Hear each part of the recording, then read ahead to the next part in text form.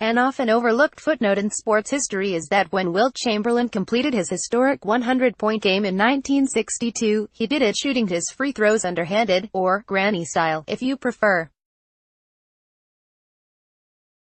It's a technique endorsed by Rick Barry, one of the greatest free throw shooters in basketball history, and when Malcolm Gladwell devoted a 2016 episode of his podcast, Revisionist History, to exploring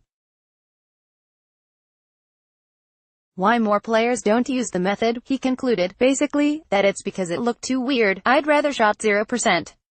NBA legend Shaquille O'Neal once said about the technique, "Too cool for that." Watching Webb Simpson finish off the field at the 2018 Players' Championship on Sunday with his putter placed firmly up against his forearm, I can't help but wonder if there's a similar trend emerging in golf.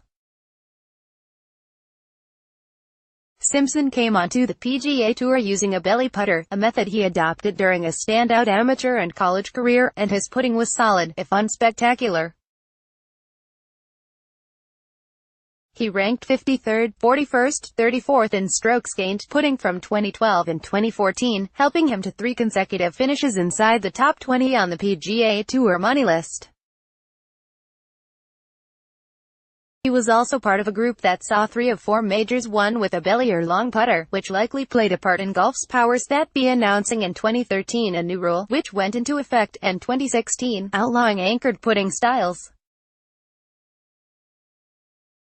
Rather than cling to his belly putter until the dying moment, Simpson, a 4-time tour winner, decided to embrace the new ruling as it was about to come into effect and ditched his belly putter in 2015.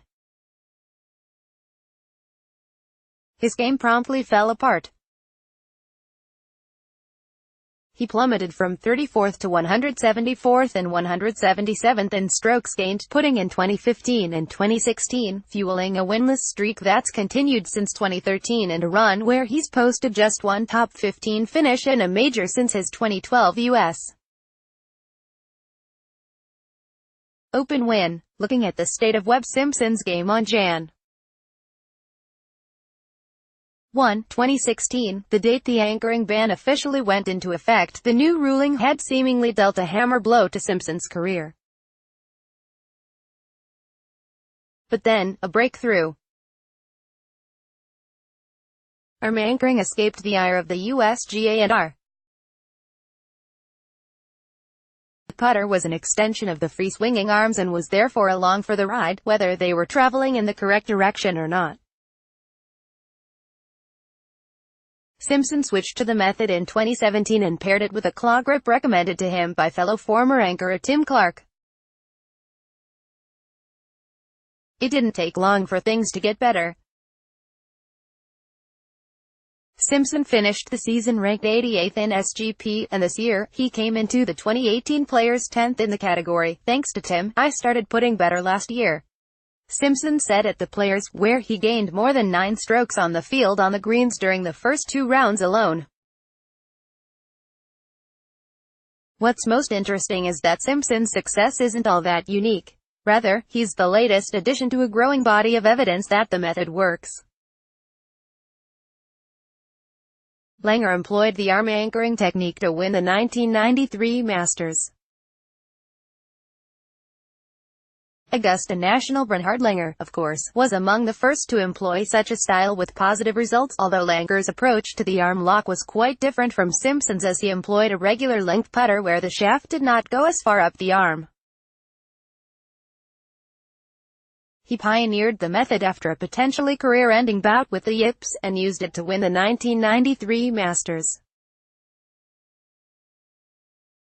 Matt Kuchar adopted the technique in 2012 and promptly won the Players' Championship, and has solidified himself as one of the better players and putters in golf.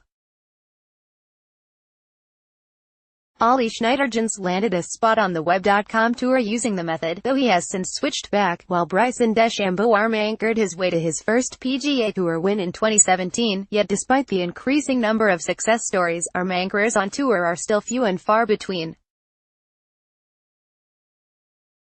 Why don't more players start arm anchoring? Perhaps players aren't ready to call quits on the more conventional methods. Or maybe it just looks strange. But one thing seems certain, a few more putting performances like this, and we won't be asking this question for much longer.